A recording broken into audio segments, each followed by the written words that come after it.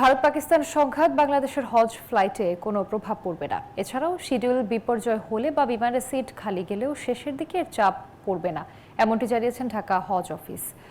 নতুন ভিসা আবেদনকারীরাও কোটা অনুসারে ভিসা পাবেন বলেও জানানো হয়েছে। 4292 বিমান টিকিটের পে অর্ডার না করায় 20 এজেন্সিকে নোটিশ দিয়েছে হজ অফিস।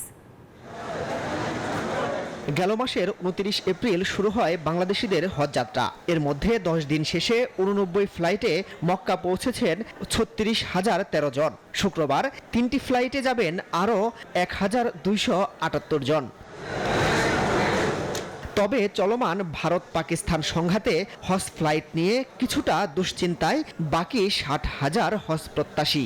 হজ এজেন্সি বা আমাদের হজ অফিসার যারা আছেন, এরকম কিছু হলে তাদের এই ব্যাপারে পদক্ষেপ নেই, সেটা আমাদের দাবি থাকবে।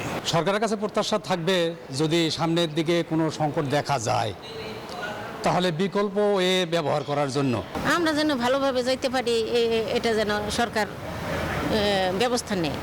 যদিও এ সংঘাতে হজ যাত্রায় প্রভাব পড়ার সম্ভাবনা কম বলে আশ্বস্ত করছে হজ অফিস। হজ আসলে যেহেতু এটি একটি দ্বিরাষ্ট্রীয় ব্যবস্থাপনা এবং বর্তমানে যে পরিস্থিতির উদ্ভব হয়েছে, ভারত পাকিস্তান কেন্দ্রিক যে উত্তেজনাটা রয়েছে, এর মধ্যে আসলে আমরা গত দুদিনে কিন্তু বান্ডেল থাকলে প্রতি সেনমানিতে টাকা বাঁচবে।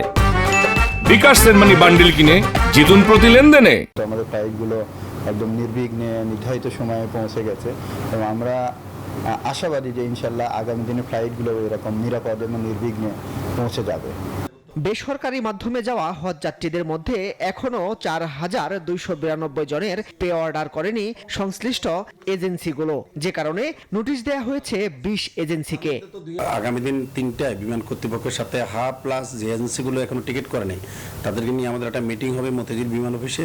আমরা আশা করছি এই সমস্যাটিও খুব শিগগিরই ইনশাআল্লাহ সমাধান হবে।